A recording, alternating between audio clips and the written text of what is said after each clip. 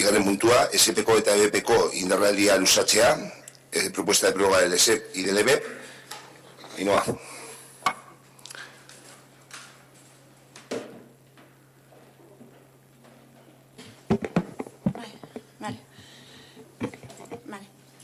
SPko Euskara sustatzeko ekintza plana eta EBPko Euskararen barne erabilera plana indarraldiaren luzapena eskatu nahi dugu. Euskara teknikariak idatzitako txosten teknikoa irakurriko dut. Euskara sustatzeko ekintza plana 2018ko abenduaren 31 arte egon dela indarrean. Hau da, Bizkaiko Foru Aldundiaren 175/2018 foru dekretua argitaratu zenean, abenduaren 18koa besteak, beste Euskara sustatzeko 2019ko udaletarako diru laguntzak arautzen dituena. Aspaldi onartuta eta indarrean zegoen.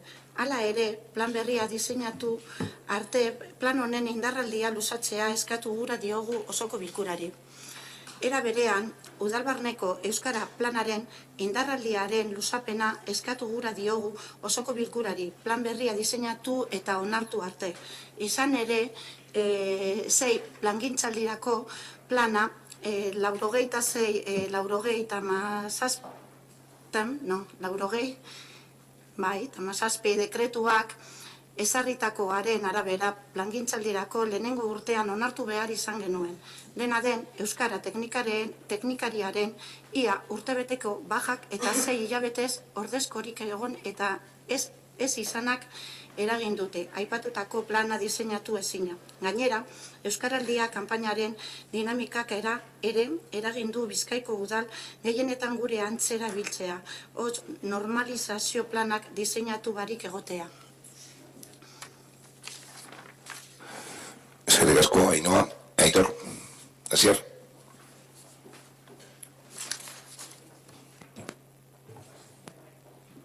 Hori bai. Bai, guk urtero bezala SP eta EBPen alde gaude, baina zean ezin dugu ukatu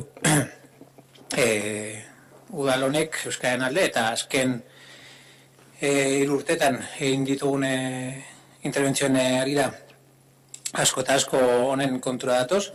Izan ere, gauza bada planak zehazten duena eta plan honen arabera diru laguntzak alde batetik jasotzearen helburua du eta bestetik barrutiko plana, da, udaletxeko langileek euskara erabiltzeko ezartzen den plana. Alde batetik zen bestetik, guk usten dugu utxune nagusi bat, eta da gobernu batzorde honek ez duela euskara aldarri nagusi edo ardatz nagusi bezala izan. Izan ere, legegintzaldi honetan, inoiz, baina euskara batzorde gutxiago deituak izan dira, eta ez da, hori ez da, eta holan azaldu guen, eta holan esan genuen, hori ez da, egoera pertsonal eta langile baten egoera bateatik, baizik eta ez talako asmorik egon horrelakoak deitzen. Eta horrek saltzen du adibidez, Agatedeuna edo Lentzeroa edo lakoak hemen plano edo plan honen barruan aurkezten direnak antolatzeko deialdirik ez egotea. Euskaraldia ere aipatzen da, Euskaraldian ere oso deialdi eskasak egon dira, eta hortik aparte, egon dira hilabeteak Euskara batzordea deitu barik. Hau da, lanildo estrategiko eta zeharkakoa den esparru baten inolako lan politikorik kasu honetan egin barik gelditu da. Egia da, eta aitortzen da moduan, irakurri duzun bezala, langile edo euskara teknikariaren bajaren eta ordezkoaren esaren zati bat edo arazo zati txiki bat bada, baina esan genuen eta holan erreklamatu garen aspaldian ez dela euskara teknikari bat behar euskara batzordeak deitzeko. Eta hori holan da. Eta ere gehiago, eta atzerago joko dugu, Ainhoa izan dut zenean, esan genuen igual esala pertsonarik egokiena, gure ustez esalako pertsonarik egokiena, izan ere asko betu garako, eta hori aitortuen behar zaio mundu guztiari. Bere euskara mailak asko zailduko zituelako, batzarrak. Eta hola suertatu da, batzarrak bukatu ostean,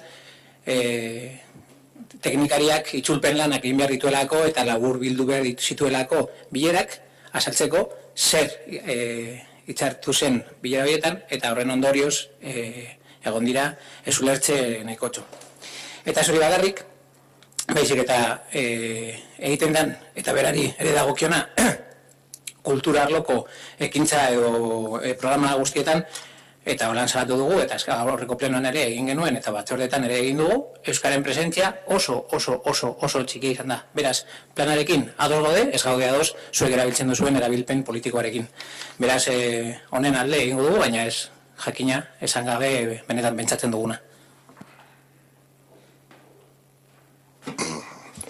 Eskerrik asko, Asier, Jose.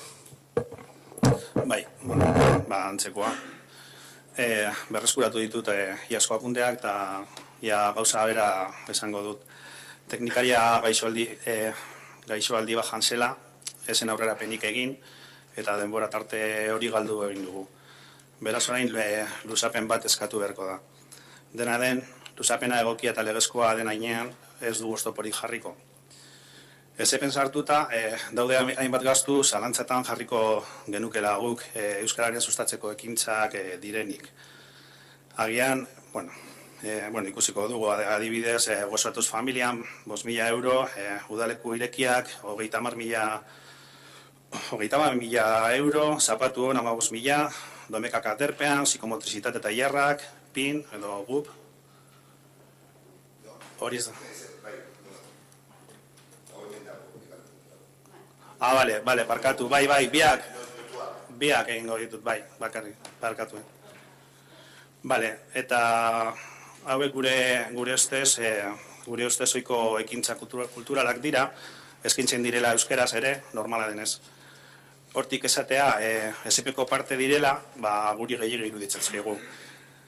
Eta ikusik beharko genuke horietan zenbat euskara lantzen den. Horretarako indikadoreak ere behar ditugu eta ez daude jarritak.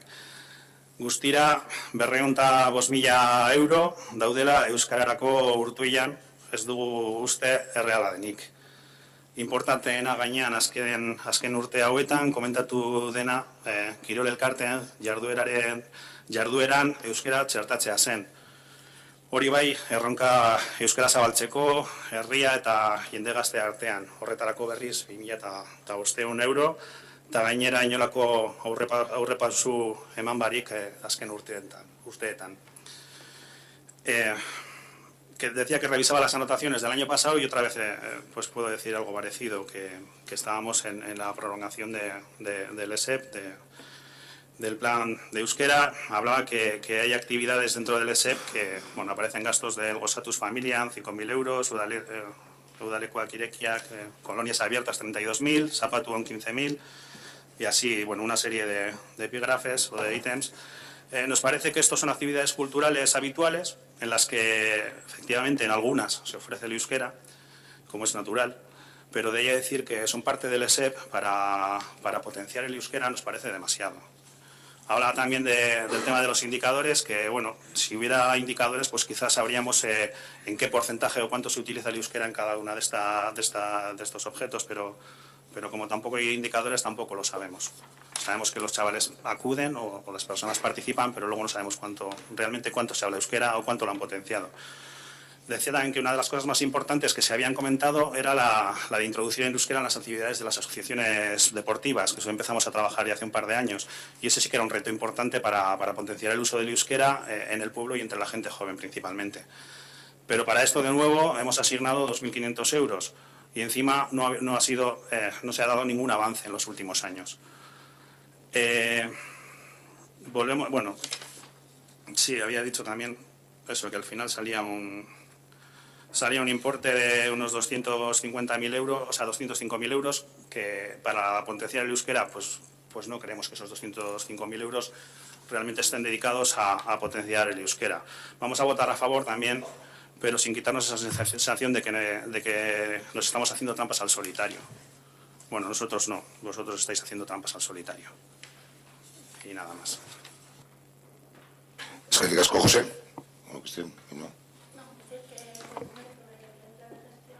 Este documento es el documento que se realiza como base para luego de cara a las subvenciones de Diputación. Por lo tanto, se incluyen todas las actividades que realiza el Ayuntamiento y todas las actividades que se realizan en euskera. O sea, por lo tanto, para luego de cara a la subvención de Diputación. Este es el documento que está aprobado por decreto y luego, bueno, lo que traíamos era la prolongación del ESEP en el segundo punto. Eskerrik asko, Ainhoa. Bueno, bigarren puntuari bozketa egingo diogu. Zer esan esteko edo... Bigarren puntua, SEPeko eta EPeko indarraldiaren luzatzearen alde, onartuta geratzen da.